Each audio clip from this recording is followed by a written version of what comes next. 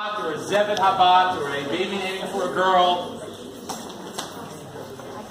The beauty of this ceremony is that there's really an opportunity for each and every family to tailor-make the naming and to include the ritual elements that they feel are most meaningful.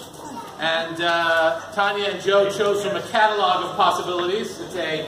This is for a community that's doing a lot of rebuilding. This is a custom baby naming. There are out-of-the-box baby namings, and this is a custom baby naming. I just want to let you know that Anael gave us the box score.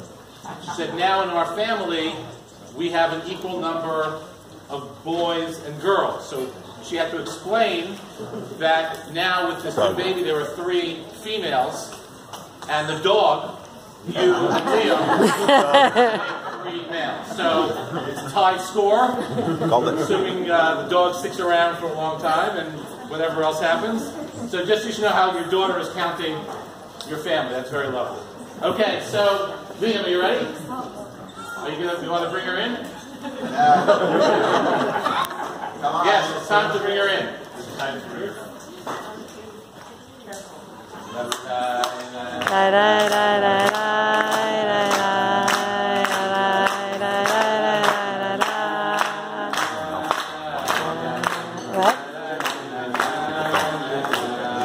I'm sending it to Dina. That's the dad.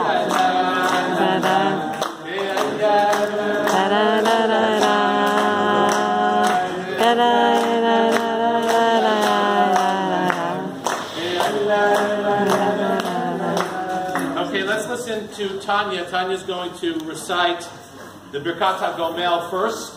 The Gomel bracha is a bracha that we say when we are given the opportunity to thank God after experiencing something which is potentially dangerous. And we know that childbirth can still be dangerous and comes with all sorts of potential complications. And we are all grateful, and certainly Tanya and Joe are grateful that Tanya is well. And so let's listen very carefully as Tanya recites the Birkat HaGomel.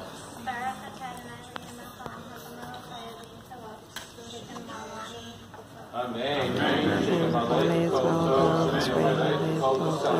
And now a Shechianu, which is a traditional bracha that we recite when something, or in this case, someone new, has made an appearance for the first time in public. And so also, let's listen to Tanya.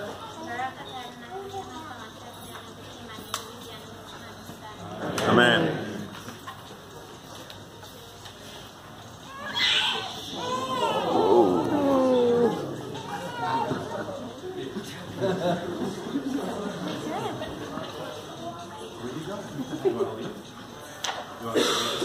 Okay, friend, come up.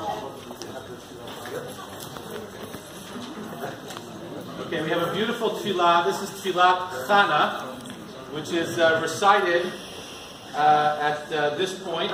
She recited it after the birth of her son, Samuel the prophet, but it is certainly appropriate to recite after the birth of any child. It includes hopes and prayers, and so let's listen very carefully. ותתפלל חנה ותאמר על עצמי בי באדוני ועמד קרבי באדוני וחכבתי אלוהי כי שמחתי בישועתך. אין קדוש כאדוני כי אין ביתך ואין צור כאלוהינו. אל תעברו ואל תדברו גבוהה גבוהה יצא הטוב מפיכם כי אל דעות אדוני לא ידברו עלילות. קשת גיבורים קטים ודפשים עזו חיה. צבעים בלחם נסחרו ורעבים חלדו על עקרה ילדה שבה ברחוב רבת פנים ומזללה. אדוני מקיים מורי שאול ויעל. אדוני מוריש משפיל אף מרומם.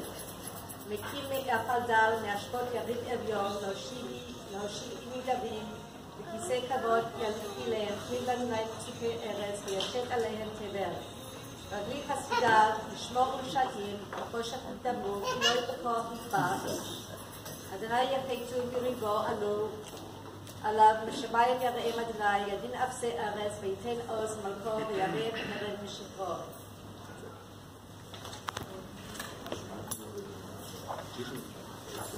I'm going to read some of the highlights of Tfilat Chana in English.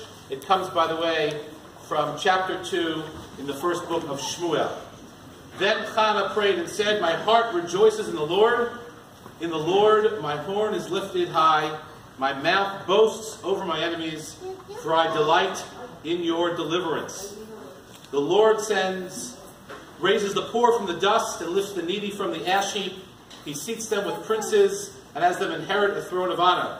For the foundations of the earth are the Lord's.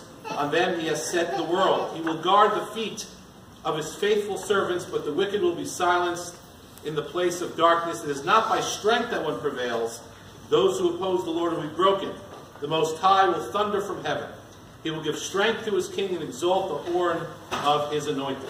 So it's a tefillah of hope, of looking to the future and looking forward. And of course we have those same hopes for the baby to be named momentarily. Okay, now we call on Jack Cohen, who you may have guessed is a Cohen, to bestow the Birkat Kohanim on the baby. So can we, you stay right there, you don't have to move. וישימך אלוהים כשרה יבקע רחל ולאה, יברכך אדוני וישמרך, יאר אדוני, יישא אדוני פניו אליך ויחונך, יישא אדוני פניו אליך וישם לך שלום. Okay, and now before we do the naming, Joe is going to recite another bracha. This is the bracha of Hatov V'Hametiv.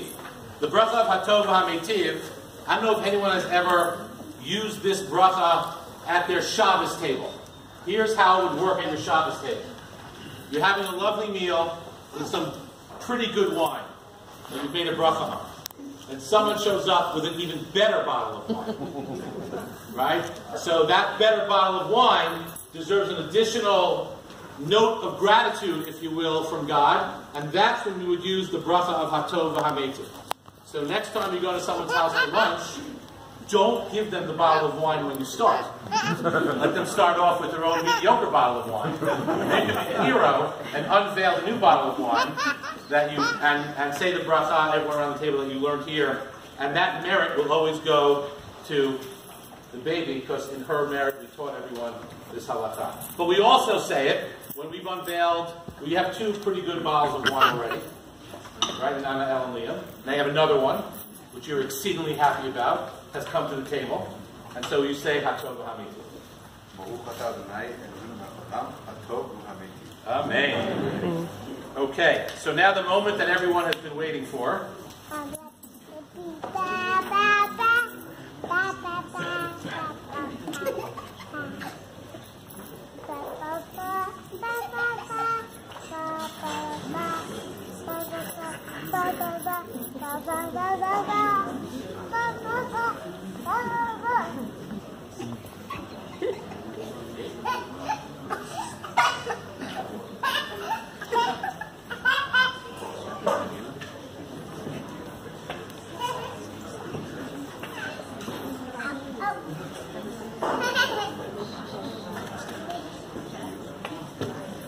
Okay, everyone listen carefully. Before we do that, I would like to ask everyone to close in.